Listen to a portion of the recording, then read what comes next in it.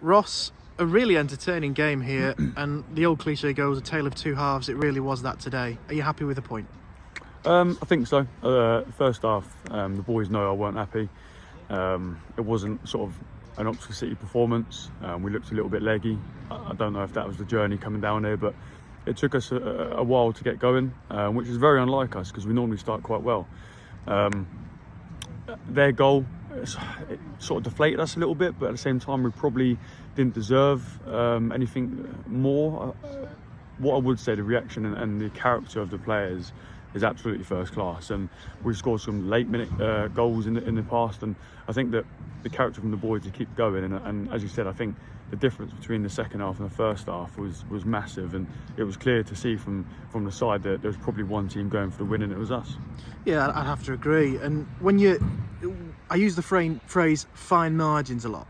It was exactly that today. First half, we could have been 3-0 down. I think it's safe to say, but kind of due to us. Second half, it was one-way traffic, and we're probably kicking ourselves we've not taken all 3 points. Would you agree that's fair? Probably not the 3-0 part, because we've had a good chance with Josh has gone over, then Josh is at the post, so that was all in the first half as well. So I'm very critical of the players, and they know that, because I want them to get better and they want them to develop, but we just looked a little bit leggy, and we looked a little bit sort of not closing the spaces that we normally do, not covering the distance we normally do. So I gave them an opportunity without making subs and changes at half time to go out and put things right, and they did. They came out a different animal, and we were on the front foot, we were running beyond, we were passing through, we looked like we wanted to go and score the goal, and you know, we made the sub, and Joe come on and took his goal very well, and I think that gave us another sort of gear to go again and try and get the winner. And yeah, we was in and around their box majority of the second half, and could we have done better in some occasions? Probably, but I think, listen, we've got to realise that we've come to Eastbourne. They're a really good team. I like the way they play. First half, we weren't good enough. The boys know that. Second half, we were much better and more ourselves. And yeah, I think we take a point on the road. Conditions were difficult, bit of an icy pitch towards the end, but the reaction for the boys was first class, so really pleasing. A really pleasing team performance and a really pleasing individual performance. I mean, from the stands, we're playing really well in the second half, then the penalties given, you kind of go, oh dear. But then a brilliant save from Ben Dazinski as well, and not just to focus on that penalty incident. Up the other end, Aaron Williams-Bichelle beat his man, crossed to the back stick, and there was Joe. Yep. Positives all over the pitch today.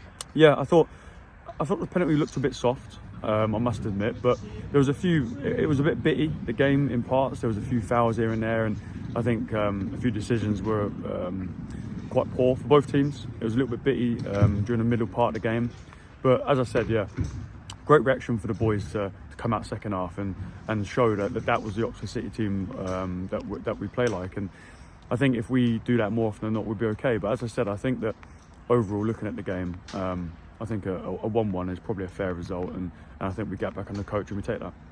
Talking about that, taking it next up, Chippenham had a really tough game against them last time. We were outdone through no means of our own. A chance to really put it right and keep this unbeaten run going, because it is an impressive unbeaten run. Yeah, the boys know it.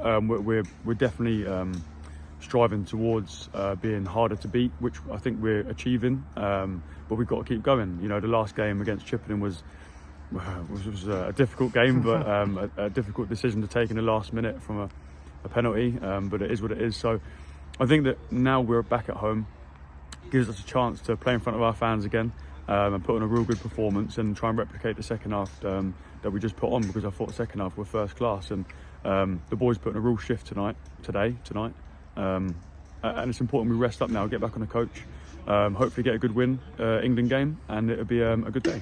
Final one from me. It shouldn't be understated, the fact we've come to Eastbourne, a team that, from what I've seen today, will probably be in the playoffs, hopefully with us at the end of the season. They've got bags of talent.